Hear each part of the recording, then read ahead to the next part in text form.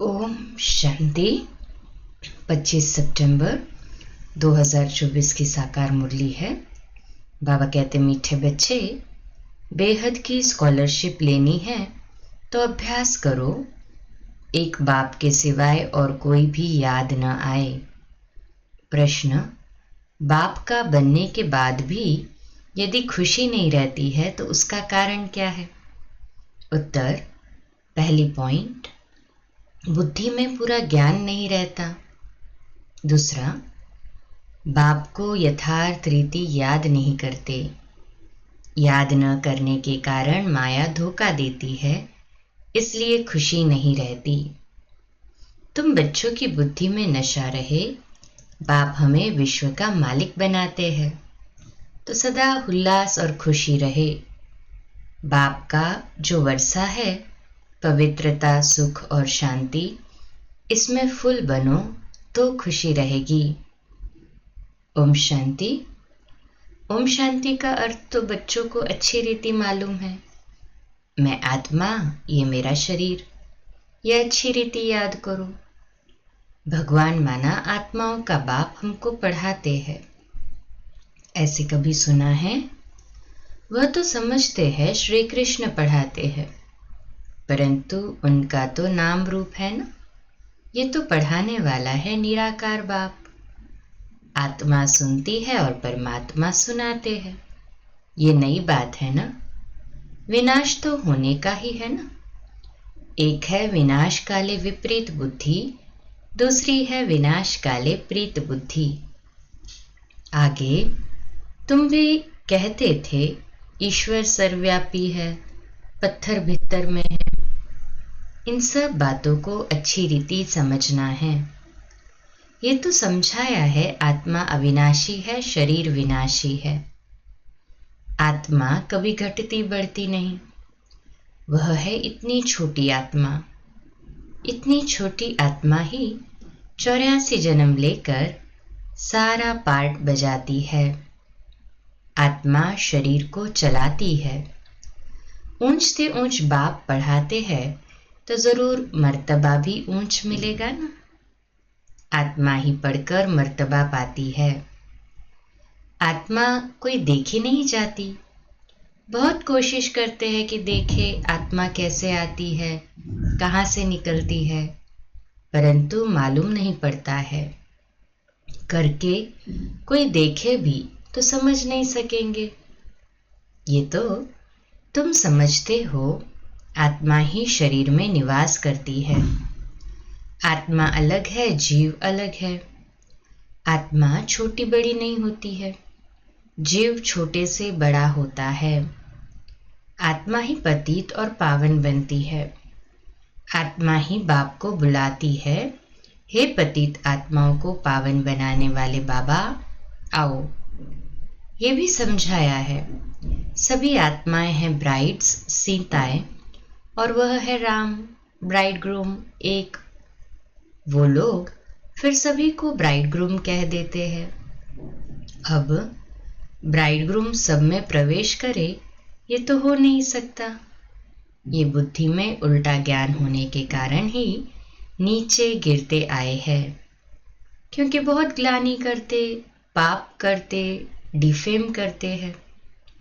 बाप की बहुत बाहरी निंदा की है। बच्चे कभी बाप की ग्लानि करेंगे क्या? परंतु आजकल बिगड़ते हैं तो बाप को भी गाली देने लगते हैं। ये तो है बेहद का बाप। आत्मा ही बेहद के बाप की ग्लानि करती है।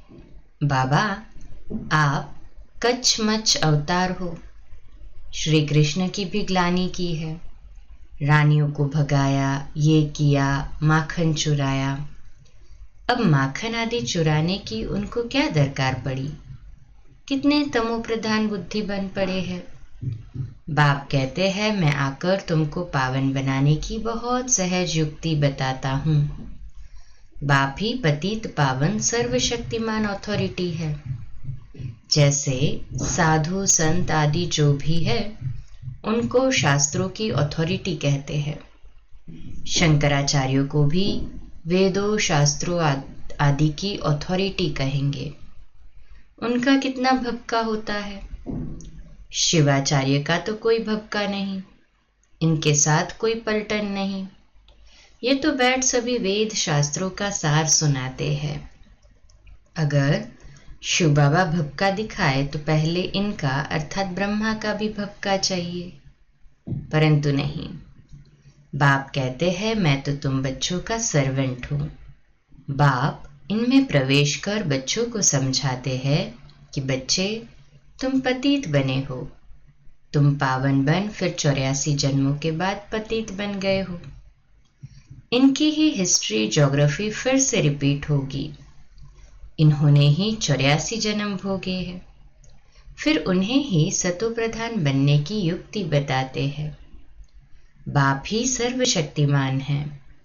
ब्रह्मा द्वारा सभी वेदों शास्त्रों का सार समझाते हैं।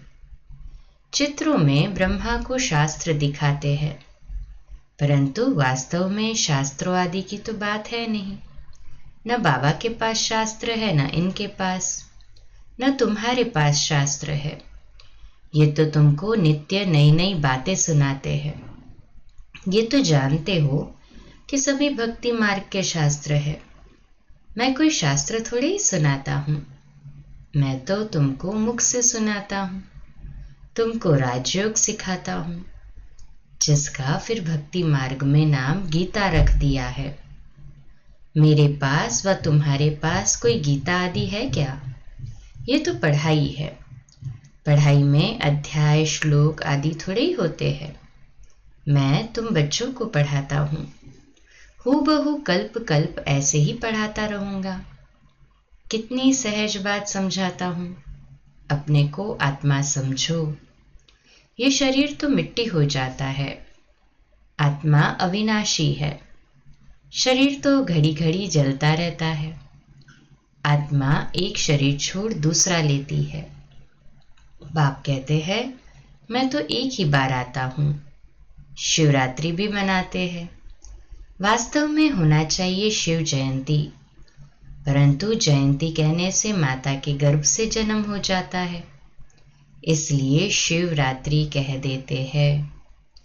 द्वापर कलयुग की रात्रि में मेरे को ढूंढते हैं, कहते हैं सर्वव्यापी है, तो मेरे में भी है ना, फिर धक्के क्यों खाते हो? कितना लॉजिकल बताते बाबा। सब में है, सब जगह है, तो मेरे में भी है, तो फिर धक्के क्यों? एकदम जैसे देवता से आसुरी संप्रदाय के बन जाते हैं। देवताएं कभी शराब पीते हैं क्या? वही आत्माएं फिर गिरी है तो शराब आदि पीने लग पड़ी है। बाप कहते हैं अब इस पुरानी दुनिया का विनाश भी जरूर होना है। पुरानी दुनिया में है अनेक धर्म, नई दुनिया में है एक धर्म। एक से अनेक धर्म हुए हैं, फिर एक जरूर होना है। मनुष्य तो कह देते कलयुग में अभी 40,000 वर्ष पड़े हैं। इसको कहा जाता है घोर अंधियारा। ज्ञान सूर्य प्रगटा, अज्ञान अंधेर विनाश। मनुष्यों में बहुत अज्ञान है। बाप ज्ञान सूर्य ज्ञान सागर आते हैं तो तुम्हारा भक्ति मार्ग का अज्ञान मिट जाता है। तुम बाप को याद करते करते पवित्र बन जाते हो। खाद निकल जाती है। ये है योग अग्नि। काम अग्नि काला बना देती है। योग अग्नि अर्थात शिव बाबा की याद गोरा बनाती है। श्री कृष्ण का नाम भी रखा है श्याम सुंदर, परंतु अर्थ थोड़े ही समझते हैं। बाप आकर अर्थ समझाते हैं। पहले पहले सतयुग में कितने सुंदर है। आत्मा पवित्र सुंदर है तो शरीर भी पवित्र सुंदर लेती है। वहां कितना धन दौलत सब कुछ नया होता है। नई धरनी फिर पुरानी होती है। अब इस पुरानी दुनिया का विनाश जरूर होना है। खूब तैयारियां हो रही है। भारतवासी इतना नहीं समझते हैं जितना वह समझते हैं कि हम अपने कुल का विनाश कर रहे हैं। कोई प्रेरक है। साइंस द्वारा हम अपना ही विनाश लाते हैं। ये भी समझते हैं क्राइस्ट से 3000 वर्ष पहले पैराडाइज था, इन गॉड गॉडेस का राज्य था, भारत ही प्राचीन था। इस राजयोग से लक्ष्मी नारायण ऐसे बने थे। वह राजयोग फिर बाप ही सिखला सकते हैं, सन्यासी सिखला न सके। आजकल कितनी ठगी लगी पड़ी है। बाहर में जाकर कहते हैं हम भारत का प्राचीन योग सिखलाते हैं, और फिर कहते हैं अंडा खाओ, शराब आदि फल पियो, कुछ भी करो। अब वह कैसे राजयोग सिखला सकेंगे? मनुष्यों को देवता कैसे बनाएंगे? बाप समझाते हैं आत्मा कितनी ऊंच है। फिर पुनर्जन्म लेते लेते सतो प्रधान से तमो प्रधान बन जाती है। अब तुम फिर से स्वर्ग की स्थापना कर रहे हो। वहां दूसरा कोई धर्म होता ही नहीं। अब बाप कहते हैं नरक का विनाश तो जरूर होना है। यहां तक जो आए हैं वह फिर स्वर्ग में जरूर जाएंगे। शिव बाबा का थोड़ा भी ज्ञान सुना तो स्वर्ग में जाएंगे जरूर। फिर जितना पढ़ेंगे, बाप को याद करेंगे, उतना ऊंच पद पाएंगे। अभी विनाश काल तो सब के लिए है। विनाश काले प्रीत बुद्धि जो है सिवाय बाप के और कोई को याद नहीं करते, वही ऊंच पद पाते हैं। इसको कहा जाता है बेहद की स्कॉलरशिप। इसमें तो रेस करनी चाहिए ना। यह है ईश्वरीय लॉटरी। इसको कहा जाता है बेहद की स्कॉलरशिप। इसमें रेस करनी है। एक तो याद, दूसरा दैवी गुण धारण करने हैं, और राजा रानी बनना है तो प्रजा भी बनानी है। कोई बहुत प्रजा बनाते हैं, कोई कम। प्रजा बनती है सर्विस से। म्यूजियम, प्रदर्शनी आदि में ढेर प्रजा बनती है। इस समय तुम पढ़ रहे हो, फिर सूर्यवंशी चंद्रवंशी डिनाइस्टी में चले जाएंगे। ये है तुम ब्राह्मणों का कुल। बाप ब्राह्मण कुल एडॉप्ट कर उन्हों को पढ़ाते हैं। बाप कहते हैं मैं कुल और 2 डिनाइस्टी बना, एक कुल आदि सनातन देवी देवता धर्म बनाते हैं ना बाबा, तो एक कुल और 2 डिनाइस्टी बनाता हूँ, सतयुग की और त्रेता युग की। सतयुग में सूर्यवंशी महाराजा महारानी और त्रेता में चंद्रवंशी राजा रानी। इन्हों को कहेंगे डबल सिरताज। फिर बाद में जब विकारी राजाएं होते हैं तो उनको लाइट का ताज नहीं होता। उन डबल ताज वालों के मंदिर बनाकर उनको पूजते हैं, पवित्र के आगे माथा टेकते हैं। सतयुग में ये बातें होती नहीं। वह है ही पावन दुनिया, वहां पतित होते नहीं। उसको कहा जाता है सुखधाम, वाइसलेस वर्ल्ड। इसको कहा जाता है विशेष वर्ल्ड, पतित दुनिया। एक भी पावन नहीं। सन्यासी घर बार छोड़ भागते हैं। राजा गोपीचंद का भी मिसाल है ना। तुम जानते हो कोई भी मनुष्य 1-2 को गति सदगति दे नहीं सकते हैं। सर्व का सदगति दाता मैं ही हूं। मैं आकर सबको पावन बनाता हूं। एक तो पवित्र बन शांति धाम चले जाएंगे और दूसरे पवित्र बन सुख धाम में जाएंगे। ये है ही अपवित्र दुख धाम। सतयुग में बीमारी आदि कुछ भी होती नहीं। तुम उस सुखधाम के मालिक थे, फिर रावण राज्य में दुखधाम के मालिक बने हो। बाप कहते हैं कल्प कल्प तुम मेरी श्रीमत पर स्वर्ग स्थापन करते हो, नई दुनिया का राज्य लेते हो। फिर पतित नरकवासी बनते हो। देवताएं ही फिर विकारी बन जाते हैं, वाम मार्ग में गिरते हैं। मीठे मीठे बच्चों को बाप ने आकर परिचय दिया है कि मैं एक ही बार पुरुषोत्तम संगम युग पर आता हूँ। मैं युगे युगे तो आता ही नहीं हूँ। कल्प के संगम युगे आता हूँ, न कि युगे युगे। कल्प के संगम पर क्यों आता हूँ? क्योंकि नरक को स्वर्ग बनाता हूँ। हर 5000 वर्ष बाद आता हूँ। कई बच्चे लिखते हैं, बाबा हमको खुशी नहीं रहती, उल्लास नहीं रहता है। अरे बाप तुमको विश्व का मालिक बनाते हैं, ऐसे बाप को याद कर तुमको खुशी नहीं रहती है? तुम पूरा याद नहीं करते हो तब खुशी नहीं ठहरती है। पति को याद करते खुशी होती है, जो पतित बनाते हैं, और बाप जो डबल सिरताज बनाते हैं उनको याद करके खुशी नहीं होती है। बाप के बच्चे बने हो फिर भी कहते हो खुशी नहीं। पूरा ज्ञान बुद्धि में नहीं है, याद नहीं करते हो इसलिए माया धोखा देती है। बच्चों को कितना अच्छी रीति समझाते हैं, कल्प कल्प समझाते हैं। आत्माएं जो पत्थर बुद्धि बन पड़ी है उनको पारस बुद्धि बनाता हूँ। नॉलेजफुल बाप ही आकर नॉलेज देते हैं। वह हर बात में फुल है, प्योरिटी में फुल, प्यार में फुल, ज्ञान का सागर, सुख का सागर, प्यार का सागर है ना। ऐसे बाप से तुमको ये वर्षा मिलता है। ऐसा बनने के लिए ही तुम आते हो। बाकी वह सत्संग आदि तो सब है भक्ति मार्ग के, उनमें एम ऑब्जेक्ट कुछ भी है नहीं। इनको तो गीता पाठशाला कहा जाता है, वेद पाठशाला नहीं होती। गीता से नर से नारायण बनते हैं, जरूर बाप ही बनाएंगे ना। मनुष्य को देवता बना न सके। बाप बार बार बच्चों को समझाते हैं, बच्चे अपने को आत्मा समझो, तुम कोई देह थोड़े ही हो। आत्मा कहती है मैं एक देह छोड़ दूसरी लेती हूँ।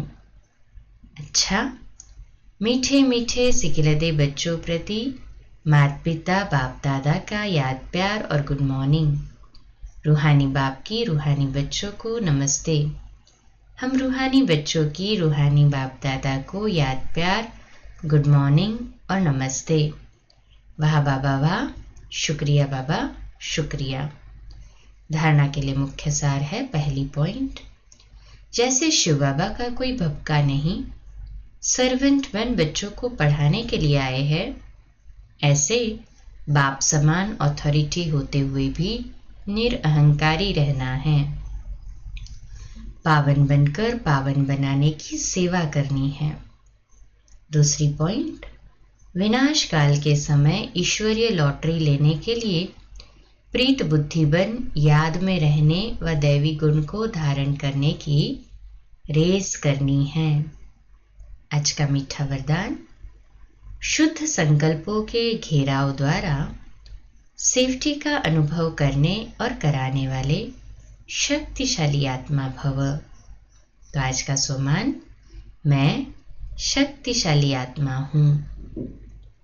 विश्लेषण, शक्तिशाली आत्मा वह है जो दृढ़ता की शक्ति द्वारा सेकंड से भी कम समय में व्यर्थ को समाप्त कर दे।